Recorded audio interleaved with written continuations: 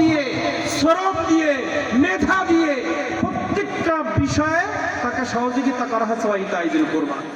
শুধু অর্থ দিয়ে দায় এড়ানো হবে না।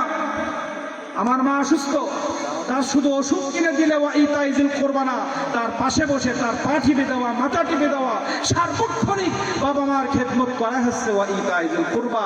স্ত্রীর শুধু ওষুধ কিনে দেওয়া না, স্ত্রীর কোথায় কি লাগে না লাগে, কখন সে কষ্ট হচ্ছে না হচ্ছে, প্রত্যেকটা মুহূর্ত সন্তান, স্ত্রী, প্রতিবেশী তাদের অর্থ দিয়ে, শ্রম দিয়ে তাদের পাশে দাঁড়ানো হচ্ছে ওয়াইতাইজুল কুরবা।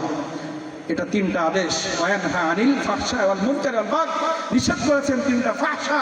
এই ফাহশা মানে কৃপণতা, ফাহশা মানে খারাপ ভাষায় কথা বলা, ফাহশা মানে নাচ গান, ফাহশা মানে বেপরদা, ফাহশা মানে মদ, জুয়া, আড্ডা, সিনেমা দেখা, যত কাজ আছে সব ফাহশার ভিতরে।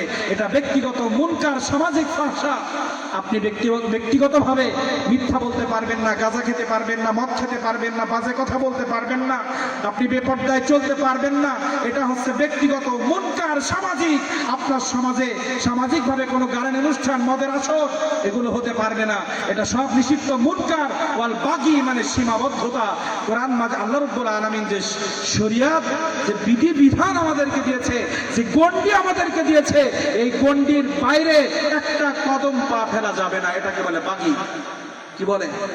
গণ্ডির বাইরে চলা যাবে না। যেটুকু আল্লাহ তাআলা মুহাম্মদুর রাসূলুল্লাহ সাল্লাল্লাহু আলাইহি ওয়াসাল্লামের মাধ্যমে আমাদেরকে নির্দেশ করেছেন, এই গণ্ডির বাইরে একটা চুল পরিমাণ পা ফেলা যাবে, এটাকে বলে বাগী।